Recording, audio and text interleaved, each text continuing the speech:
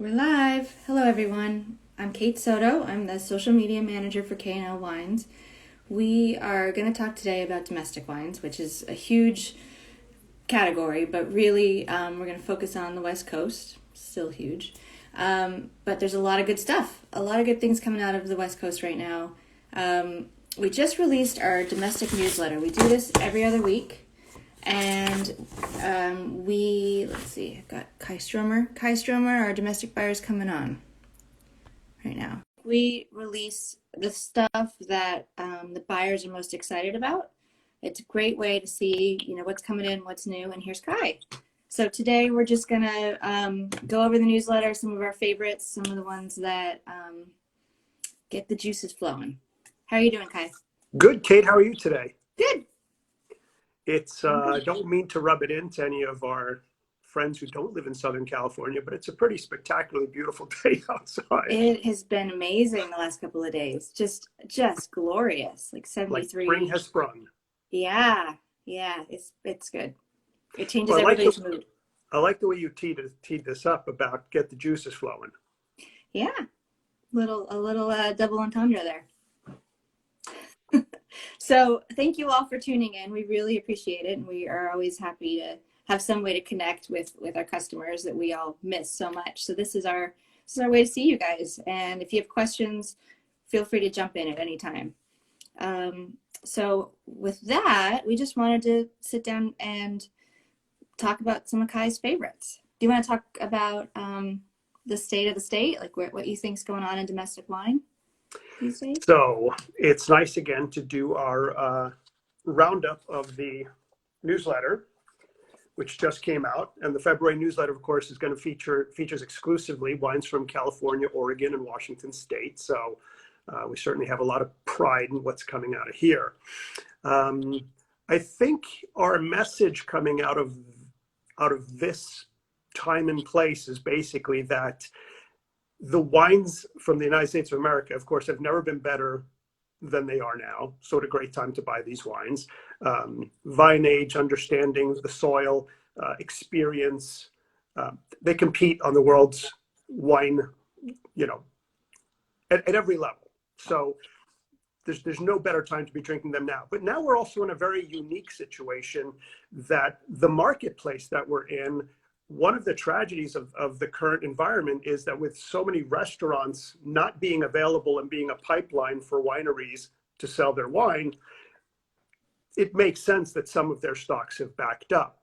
And that's where longtime veteran wine retailers like K&L step in, because we can really help them sort of like keep product moving through until our friends in the restaurant world can get up and running again. So the upside to that is, not only are the wines better than ever, but we're also getting some opportunities to help our winery friends out, move some wines at some slightly more advantageous pricing. So this is a good time to be looking at these wines. Yeah, and I imagine with the tariffs that are getting hit, on a lot of the imported wines, domestic wines are even better pricing wise. And right? There's a third reason. Yeah, that's a good point. We're not happy about that because we love selling French, Spanish, and Italian wines all day long. But here's the situation, and what does our consumer do to make the best of it? And that's what we're here to provide. Yeah. So do you want to kick it off with Kalinda? Is that what? Well, no discussion of KLWines is ever complete without a mention of Kalinda. I know this will come up backwards on your screens, but Kalinda is the sort of K&L label. Kalinda, Kay and Linda, the wives of the founders of K&L Wine. So there's your K&L. We've had this label around for quite a number of years, and what we use it for is when we've got a premium winery who's got a situation where they're sitting on some juice that they would like to get moved and maybe not under their own label, we have the opportunity to jump in, label it under this, and we tend to get access to fruit that's quite a bit more premium than what the price tag might indicate. So this specific bottling, the 2000, what do we have here, 17 Russian River Valley Chardonnay, one of the best places on earth for Chardonnay. This comes in at just under $30, but is sourced exclusively from one of California's preeminent wineries who sell this wine for probably somewhere in that 50 to 60 range. And this exact wine rated 95 points by the Wine Advocate. That's pretty We've good got for a 30 bucks. price. And I take it we can't tell viewers where it's coming from. That's Definitely the Russian River Valley. Russian River Valley. Right. Okay, so the Kalinda remains the sourcing is always proprietary. So I bought a bottle. I haven't tried it yet. You want to tell the viewers a little bit about it? Absolutely prototypical Chardonnay from the Russian River. There is, there's some oak, so you get some of that spice note, but there's the classic pear, apple. There's volume and body, but there's great acidity just glide across the palate. It's a pretty serious Chardonnay. You're not picking up a Tuesday night wine here. It's maybe a Wednesday to Thursday night price, but it's a Friday to Saturday wine. Yeah, I can't wait to pop that open. What are you waiting for? Well, I don't know. I only bought it yesterday. Okay. I haven't had that much time to drink it. Maybe tonight, and I'll report back. Oh, I had it about a week and a half ago, and it's absolutely stupendous. So Kalinda, Chardonnay, anything we label under the Kalinda label is always something that's quite a bit better than the price tag. Yeah, definitely. We've got a lot of good Kalinda. I don't know. Do we still have the Sauvignon Blanc, California Sauvignon Blanc? I know we had for a while a Bordeaux, which was the first for us to have a Kalinda. First Bordeaux. I'd seen. Yeah, we've got a lot of good stuff. And just be on the lookout. There's always new opportunities there. Yeah, I think one of the last Chardonnays we had too was Central Coast, which was from one of our listener customers' favorite wineries as well. But again, you're freezing. Okay, you froze. You back? Are you back? You froze a little bit. You're back. Sorry about that. Okay. Technology is not always our friend. It might have been the. You're back. It doesn't matter. So another thing that I'm excited to talk about is the 2018 vintage in Napa, because I know that is being heralded as just a really, really classic vintage with a long, cool summer. So, long hang times, good fruit. And I've read Ryan's Woodhouse, our other domestic buyers article on it, and he's just super pumped for these. So I know you've got a few you want to talk about. Well, so Ryan Woodhouse, our domestic buyer up north, he wrote a great piece kind of summing up a handful of some of the best wines up there. Now, this is kind of the bread and butter of California winemaking, really. Cab is king. It's what's been moving things for us since the 60s. This is what put us on the map. I think it's important to know too, it wasn't just that it was such a good harvest, and it really was, like you pointed out, a long, cool growing season, which enables the grapes to really develop proper phenolic ripeness and good without burning off acidity. It's really all the ingredients coming together. But you've also seen that and there's no such thing as saying like, oh, the wine is just made by the land. The winemaker clearly has a role over this. And you're starting to see the effects of winemakers scaling back their influence a little bit on the wines. I think they're harvesting a little bit earlier, so lower brix levels. And the result are wines that are a bit fresher, lighter, and trying to avoid some of that over extraction, heaviness, ripeness, alcohol that was kind of the thing through like the 90s and the 2000s. So this should be great news for all wine collectors. Yeah, absolutely. So, and I don't remember if this was a big fire year. Was it 2018? No, this is not a big fire year. The 17. We'll get to that. Okay. I know 17 was big. Anyways, so what have you got for us?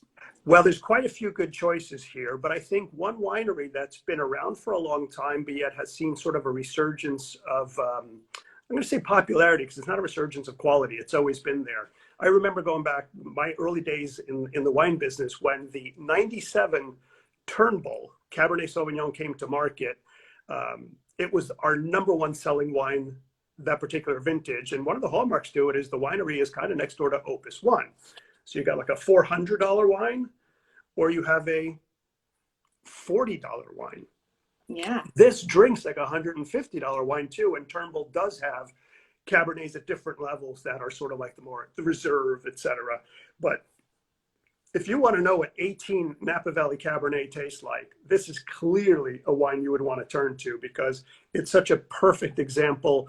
It's got the density of fruit. It's got the cassis, the blackberry, It's got good firm tannins, but not the kind that are, oppressive or stripping the palate.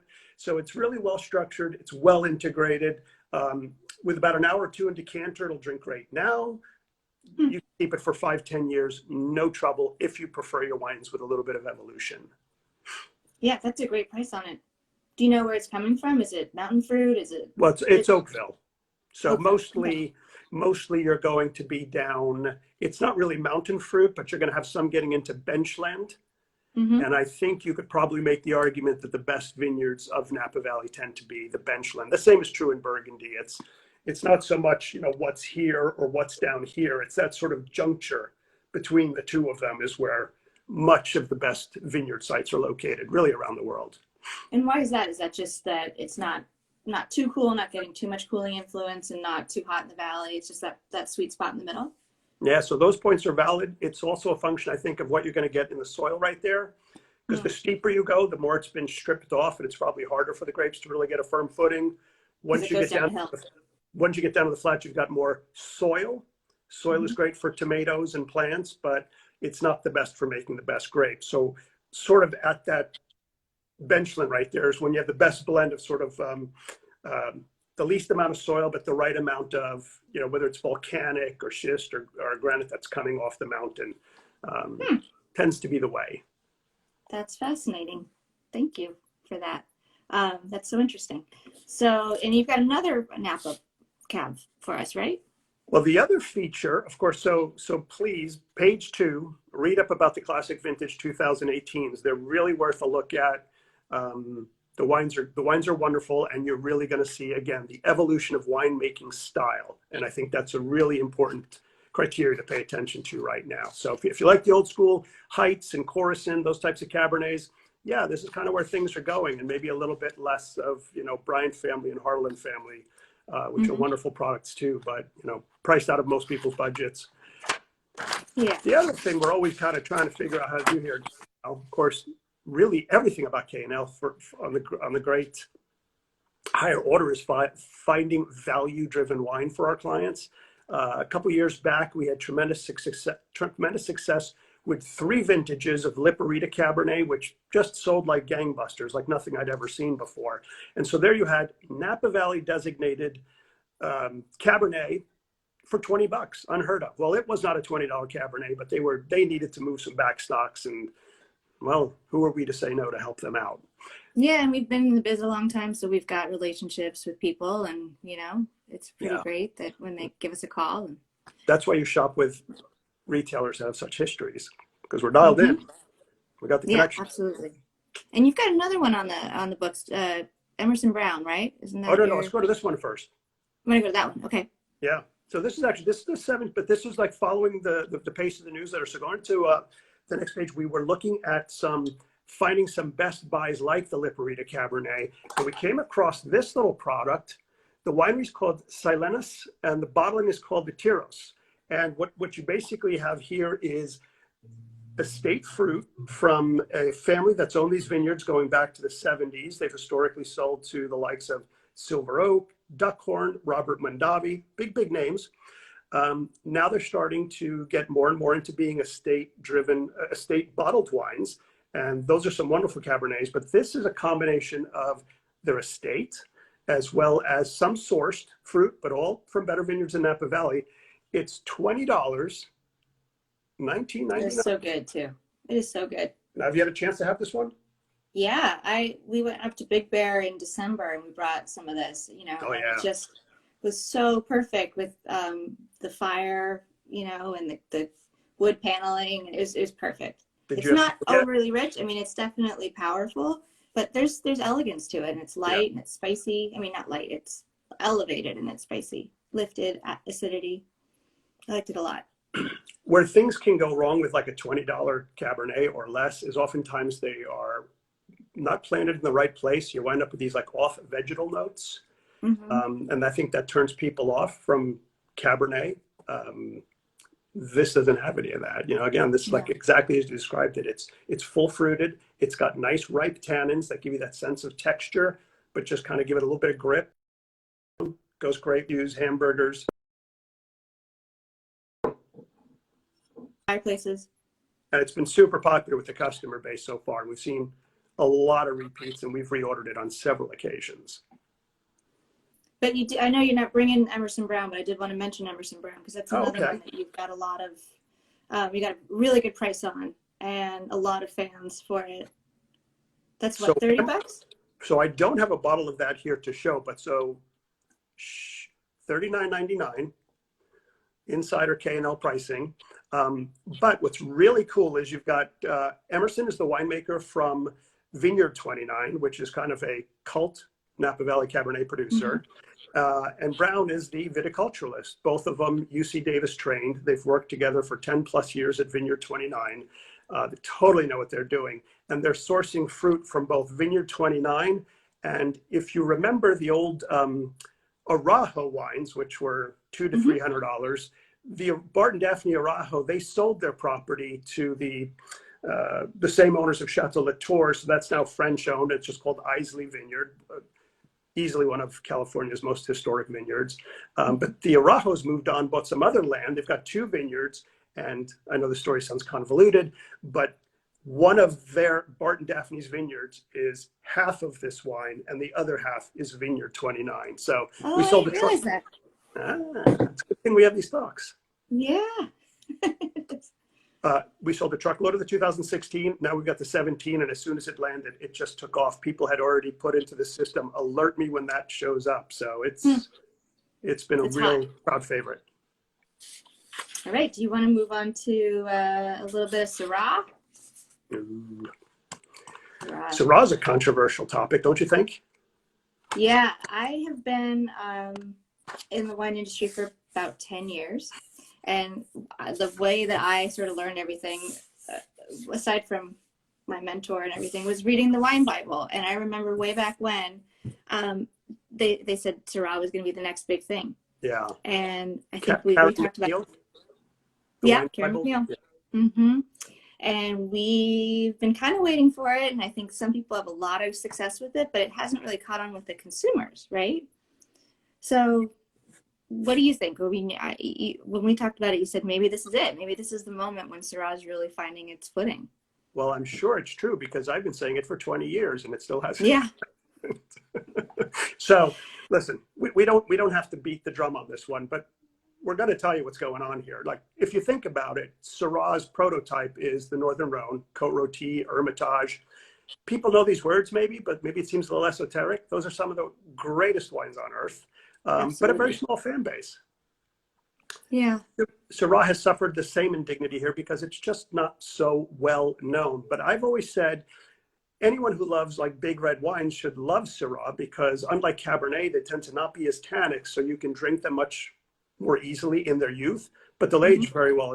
They'll age just as well. So you've got sort of that big red fruit without that sort of pain associated with it. And so it always struck me that, you know, Syrah is like a bigger version of Pinot Noir in some regards. Very terroir driven. It's complex. It's elegant. It can be so many different things. It can be so many things on your palate. I mean, that's the thing. If it's done in a certain way, it can be like a big brother to Cab almost. You know, it can be really, really quite big. But there's a lot of cool climate Syrah happening in California now, where it is just like a Pinot cousin. You know, very elegant, very terroir driven.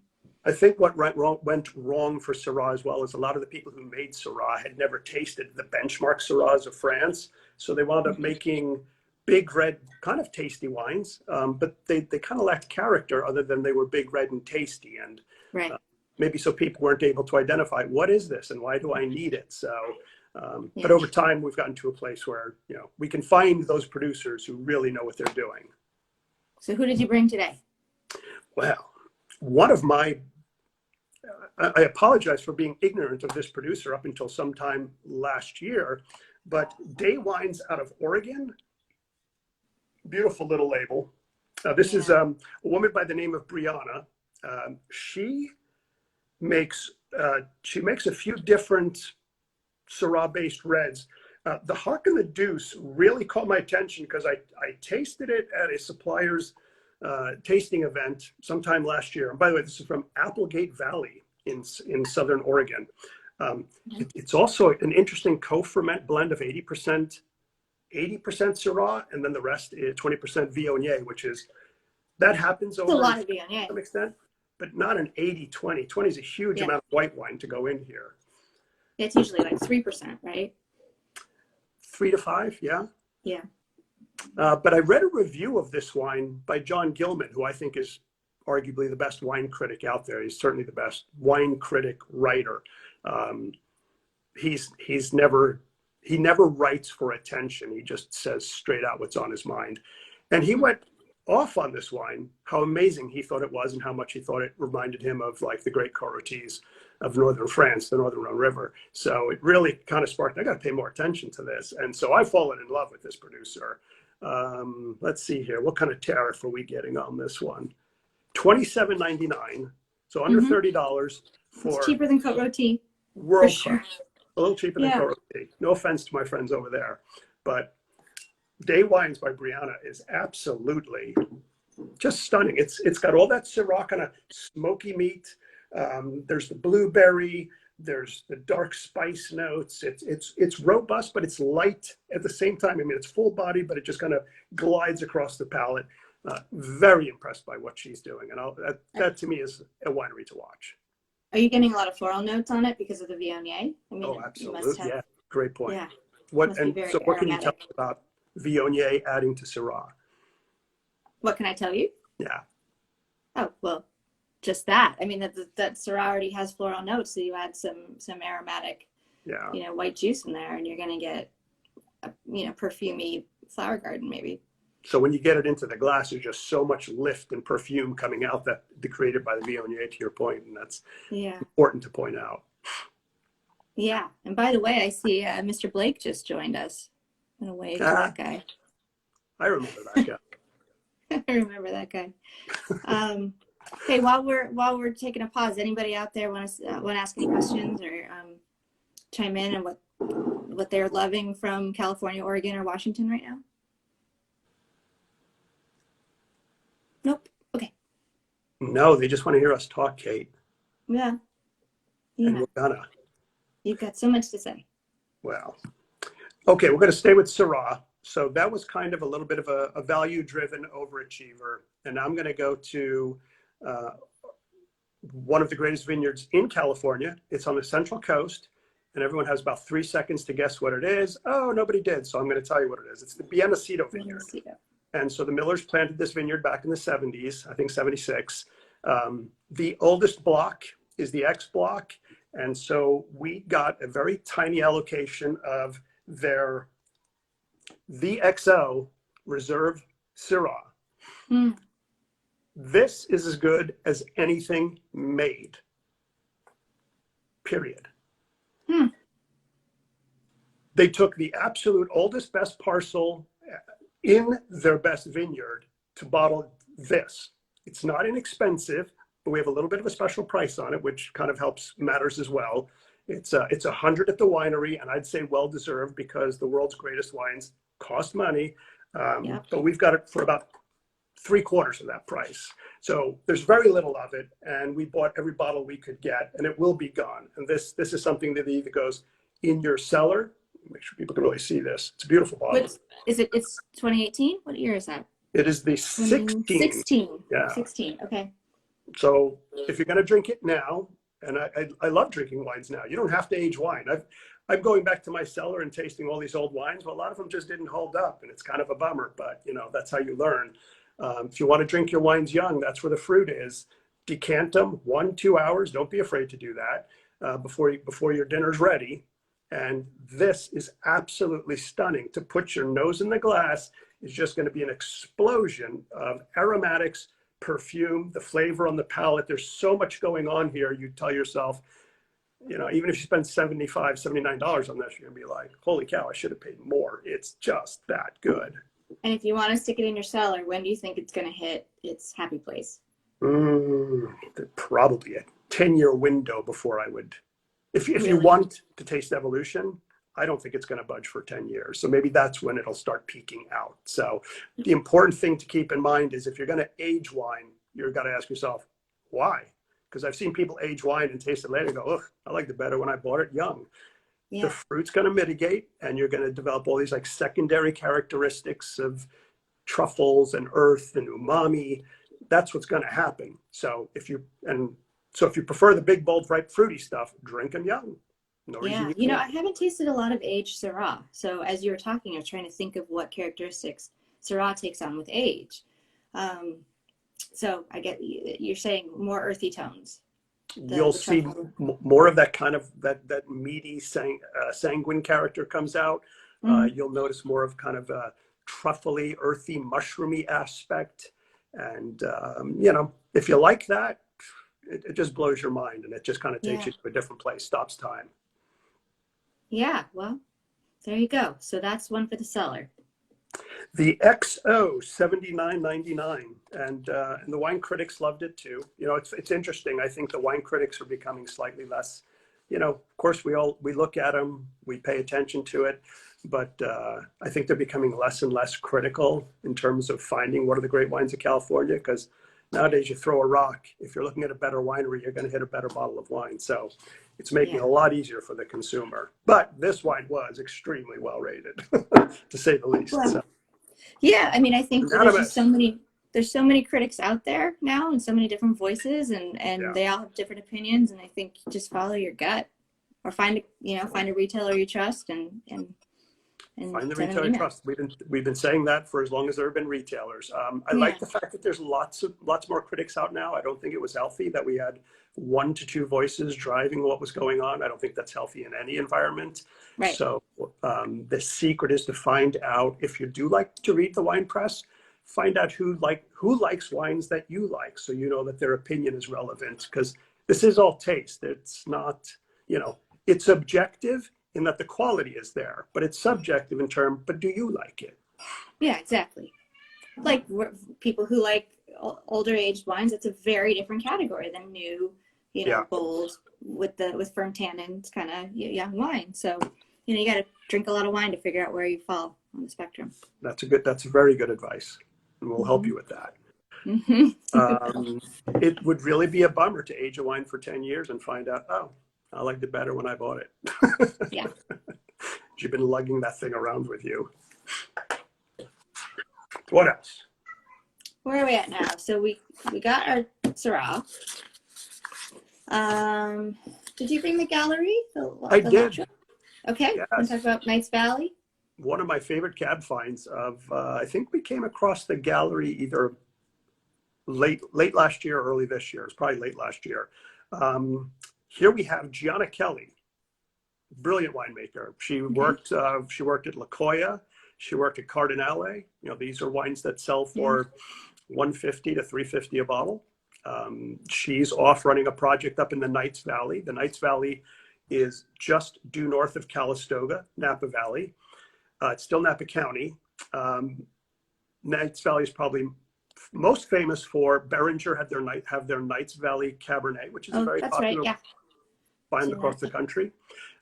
More on the quality spectrum is, of course, the wines of Peter Michael. He's Knights Valley too. Okay. Knights Valley as well. So Galerie, the Latro bottling is a single vineyard out of the Knights Valley. Another beautiful label. See, we're getting a little bit of a sun glare on that, but because there's sun out. Yeah. Rub it in. You kind of get it, right? So the Galerie Latro, this is a 2016, so it's nice. It's the current release, got 4 years of bottle age. Another situation, a lot of these wines went to restaurants, and without that channel for distribution, they come to us, and we're able to put together a nice little package. I think, if memory serves, this winery is $60 at the winery, and we're selling it for $49.99. So that's another nice buy. Knights Valley Cabernets are interesting because they are stylistically, I think, less bold, less edgy than Napa Valley Cabernet. What's situated? It's between Napa. Where did you say it was between Sonoma? Well, so it depends on which hand we're talking. One of my hands is Napa, and the other one is Sonoma. But this is north. And so the kind of the roadways that go up and over, like the Mayacamas Mountains, right up there north of Calistoga, that's Knights Valley. Okay, so if you go to, for those people who know Napa Valley, if you go there and you drive up Highway 29, you know, you're going to go through Rutherford, Oakville, St. Helena, Calistoga. And as you leave Calistoga, you'll come into Knights Valley. And it's absolutely as beautiful a wine area. And it's very undeveloped. You really feel like you've left Napa Valley in the tourism, because it's just oak trees and rolling hills and the occasional vineyard. And that's where Gianna's making these wines. And so this was given to me initially, the bottle was given to me by their rep to try. I tasted it at work, put the cork back in. I took it home that night. I had picked up a Snake River Wagyu steak from Italy, which is a big old local food emporium here. We have in LA. There's a few locations around the world. Sauteed that up. This sat in a decanter for 2 hours, and I couldn't believe how good it was. I was blown away. That sounds so good. So you recommend decanting this guy? I would decant almost all young wines, white or red, if you can. Really? All wines have been, young wines. Just picture that they've been sitting under this enclosure in an anaerobic environment. You know, the amount of oxygen is about this. Yeah. For a number of years. They shut down, they close, they become sort of withdrawn and introverted. So splash the can into a decanter, some oxygen, the molecules start to interact and the wines wake up, and you're really going to get your money's worth. Because I can't tell you the amount of times either I or I've heard someone say, the best sip was the last sip, and like it finally got there. So yeah, do yourself the favor, decant. And even too, decant white wines, young white wines especially. I love decanting them. Usually what I will do is splash decant, throw it into the canner, shake it all around, get some air in there, let it sit for a moment, and then pour it back into the bottle. And then you can serve it from the bottle as you would like, but wake it up, get your money's worth. And what about older wines that, you know, are a little bit more delicate and, you know, I'm always kind of wondering, you know, how much to decant when I know it's got some age on it, and I wonder if it'll hold up. I mean, is that you still want to decant for a little while? Yeah, so that's a great question, because even if you've been doing wine for 20 years, you're not 100% sure you're going to get it right. So the reason you decant older wines is generally to remove sediment, but because they can, depending on how old they are, they can be so delicate that the air could effectively destroy them. And you see a wine like peak in 5 minutes and then just fall apart. You don't know until you do it whether that's going to happen or not. But at the same time, I've seen plenty of old wines hit the decanter and actually, surprisingly, wake right up. So you don't really know. It's a little bit of a guessing game if they're old. But the reason you're decanting an old wine is generally to remove the sediment. With a young wine, you're decanting it to wake it up. Okay. So it's always going to work. Gotcha. No brainer. Well, a little brainer. I don't think most of us decant. I mean, I decant tight wines, you know, tight red wines. Yes. That are young, but in general, I don't decant. It's not a practice. But you've been drinking wine a long time, so if your wine is in the bottle and you pour it into your glass, are you sitting there with your wine glass swirling away? I do a lot of that. Start swirling, man. You can't stop swirling. But why are you doing that? That's decanting wine. Yeah, I mean it's true. It's true. So I'll have to try tonight with whatever I'm opening. Maybe the Kalinda. I'll join you. Yeah. Okay, what do we got next?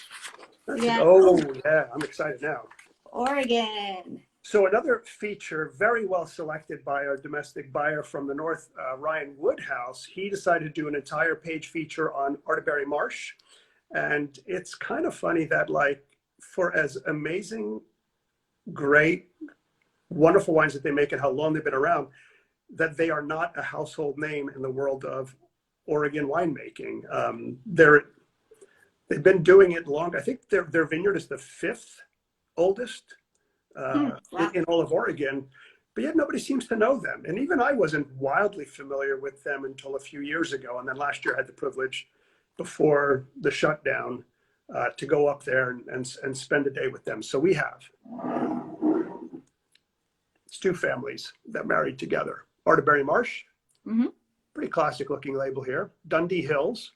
We've got their, this should be the Dundee Hills 2017 Chardonnay. Let's see here. That clocks in at a $25. Why is this important? Okay, well, besides the fact it's delicious, a lot of people don't think, Oregon Chardonnay? I haven't heard that. Oregon's been experimenting with Chardonnay forever. A lot of hits and misses, as is the wine world. But they're hitting now. They've figured it out. Way back when, they brought up a lot of California clones and planted them in Oregon. And those clones like heat, and they weren't used to the Oregon climate. So they didn't fare well. But all of that's been reworked. And probably now the most exciting place for Chardonnay on the West Coast is Oregon. And it's becoming a go-to place for the best Chardonnay. Yeah, I remember when you came back from Oregon last year, you were singing its praises. I mean, it just seems like there's so much exciting stuff coming out of there. The veterans have kind of gotten their formula down, but then it's small enough where they can still root for all the newcomers, and there's a lot of new energy there. So it's an exciting place. You know, I mean, everybody has been talking about Oregon Pinot for a long time, but yeah, it's exciting to see what's going on with Chardonnay. And they've struggled with identity, and I think they struggled with their identity more than we struggled with their identity, because they kept comparing themselves to Burgundy and saying, oh, we're on the same latitude as Burgundy. Well, same latitude means pretty much zero, except it's the same latitude, but it has nothing to do with wine production. So The nice thing about them now is they've totally lost the notion of comparing themselves to anyone. They feel much more comfortable in their skin. They know their product's as good as anybody's anywhere else. And so now they're just firmly Oregon wine, and they think more about their sub-appellations, even though they probably know that most consumers around the country don't know the breakdown of appellations within Oregon.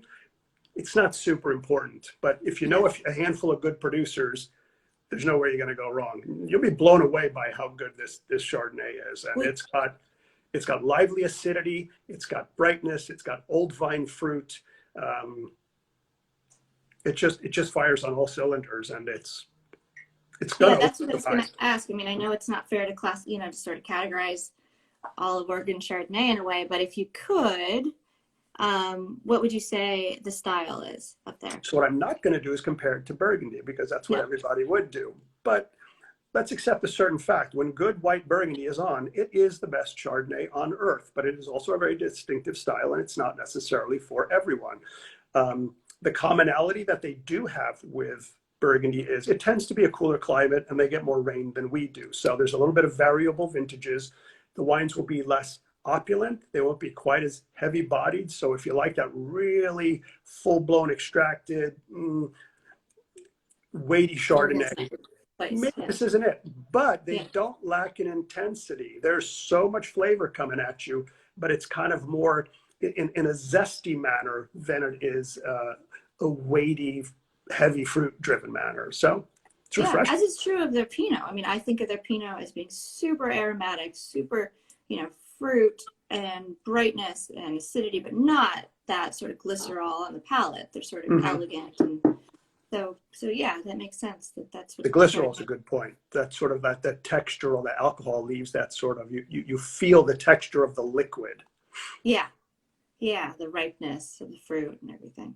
So yeah, great. Awesome. Aromatically, the wines are just crazy, and they've done such a good job. And that was probably the question I asked the most when I was up there was, how did you get your Chardonnay so good? Because I hadn't seen this before. And they're like, yeah, we had all the wrong clones. We brought them up, we planted them, didn't work. Had to rip them out, replanted. Now we have the right ones.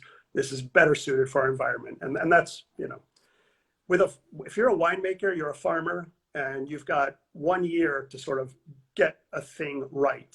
And then you got to then repeat it the next year. So the learning process is super slow. Yeah. You really only have to do it once a year. So yeah. But wait, there's more. The other thing I wanted to mention about Oregon before you move on is just how cool their focus on biodynamics and organics and sustainable, not only sustainable farming practices, but sustainable labor practices and sort of holistic, like fish friendliness. It seems like a very sort of progressive and conscious place. where they're making good wines, but they're doing it right too. Yeah, So, that's a very important topic when you're discussing Oregon wine. And a few years I was up there doing a tour of several different vineyards, and we had a seminar set up that one winemaker was going to give us a presentation on the benefits of sustainable farming. Sounds good. Mm-hmm. And they made a very convincing argument. The next winemaker made an argument about the benefits of organic farming, and the third went into biodynamic farming. And each one, if from a consumer's point of view, sounded absolutely convincing. You can debate all day long as to which is the right way, but all of them really respect and pay attention to the land and wind up giving you a much more wholesome product. Yeah. A not manipulated bottle of wine, just really what's coming out of the ground for the most part. And you mentioned too with corporate responsibility, the other thing we learned, and we did that interview with Spotswood 2 weeks ago about B Corp certification, which is not wine business specific, but a certification that dictates, that shows that a company has a sort of a social agenda, so that every decision they make is not just economic, it's also how it impacts the various stakeholders from employees, suppliers, partners, et cetera, et cetera. And so how they behave as sort of a corporate citizen. And the greatest concentration of B Corp companies in the world right now is in Oregon. Oh, wow. I didn't know that. There I didn't go. either. And of course, so did you bring their, go ahead. And they do a lot too in terms of salmon certification, that they want to be salmon safe, because that's another key industry up there. So that whatever goes onto the land as it leaches into the rivers and the water and goes into the ocean, they don't want to impact salmon farming negatively. And that's really important for them as well, because Pinot Noir and salmon. Yeah, right. You got to have them both. You got to keep the salmon going if you're going to keep the Pinot going. Can I squeeze in and one you brought a wine Pinot, from, right? Yeah. So on everybody's must-have list, the Arterberry Marsh Dundee Hills Pinot. So you can see the label there. $39.99 for old vine, well-made, one of the best Pinot Noirs in Oregon. This wine's got soul, it's got character. If you got, I cooked salmon last night. I could have used having this with me. I didn't have it open. When you see the sort of wine in action, if you're always going to eat, you may not always drink, but when you get salmon and you cook it just perfectly right, with that little red in the middle, and paired up with something like this, you're so happy that you're living. That sounds so good. So Arterberry Marsh, come check. Okay, well that should be on everybody's radar.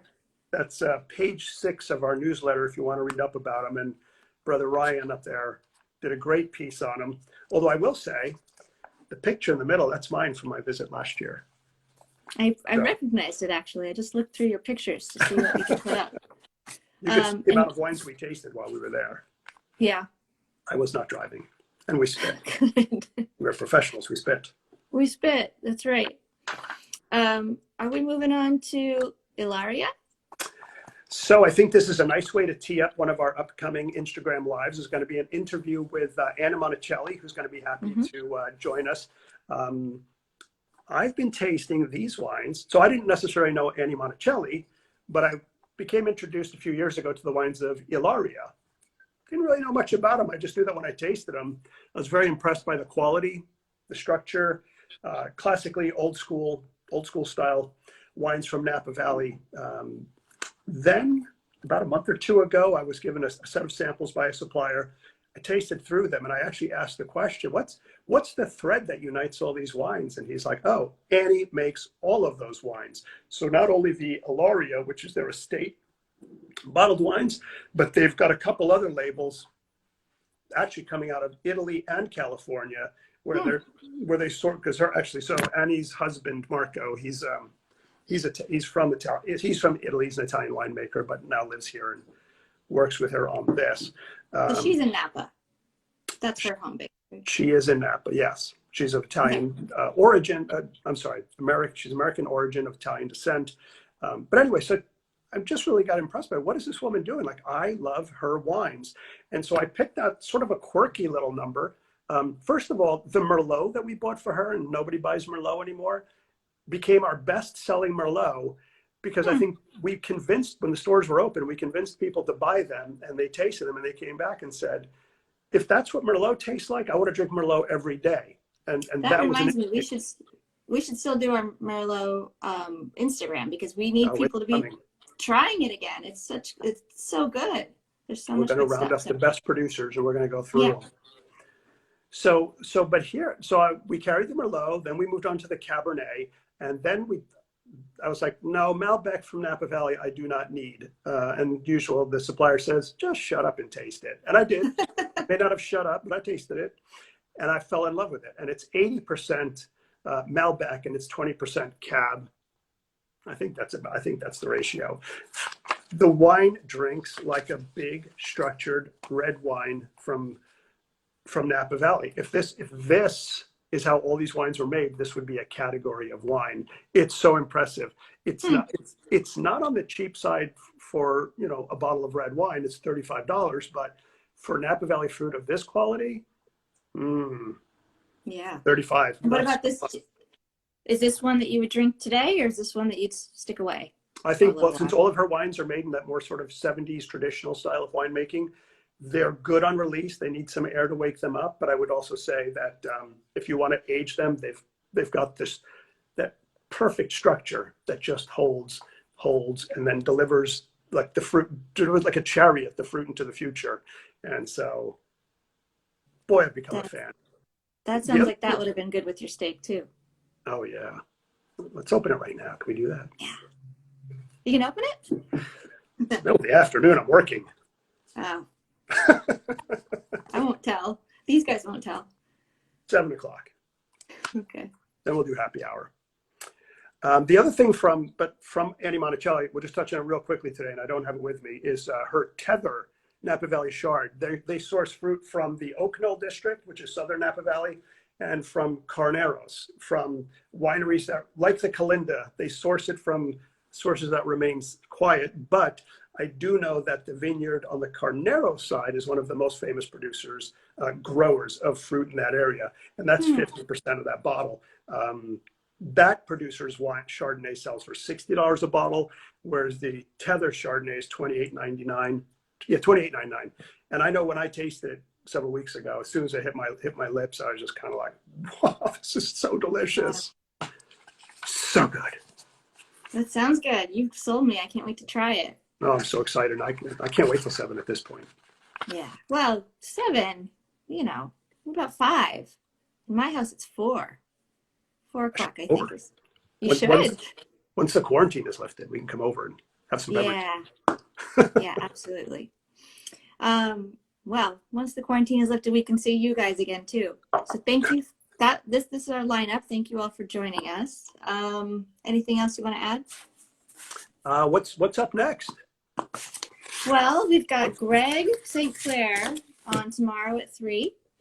He's our Italian buyer, and he's going to talk about 2016 Brunello, 2016 Barolo, and just some new arrivals in the Italian department.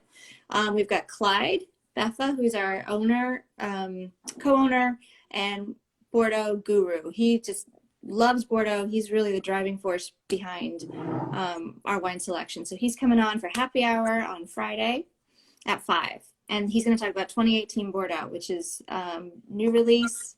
We're just starting to taste them, and it's really good. I haven't tasted that much of it yet, but a lot of the other Bordeaux crew have been sending me their notes, and they're just raving about it. So there's good stuff coming out of Bordeaux 2018. Few people are as interesting to listen to as Clyde is, and especially when he talks about Bordeaux. Yeah, it's true. It's true. Good. He's got more stories than anyone I know about Bordeaux, and he's the wine industry, because he's been doing it forever and clearly built built a wine empire here on the West Coast.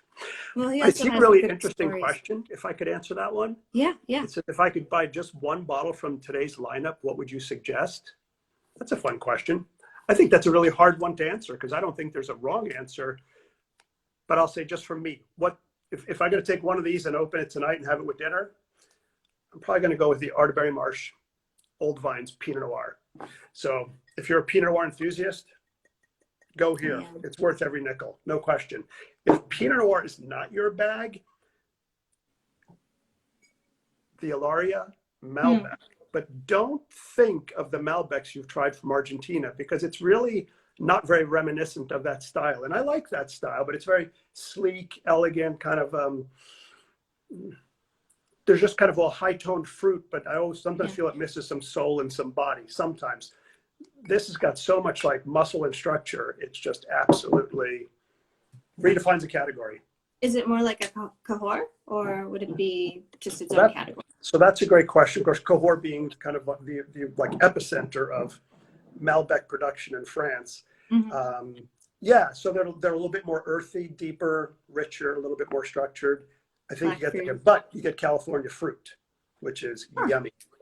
Sounds good. I would say the one that I'm excited to try is the Syrah by Day. Ooh. Because it sounds delicious. It sounds fascinating. I love Syrah. It's in a good price point for me. Yeah. Yeah, it sounds great. Sub 30 for world-class wine is a nice place to be. Yep. Yep. Well, so that's probably the one I'm going to go take home. So that was, to remind you, the Hock and Deuce Day wines. We've also got like just a straight red from them called, that's $19.99, the Day Rouge. And it's a blend of like Syrah, Grenache, and a few other varietals. Also extremely delicious. But this wine's profound. No, I can't beat that. Profundity in a wine. I mean, that's what you're looking for, right? So check your emails. I think it came out on Monday.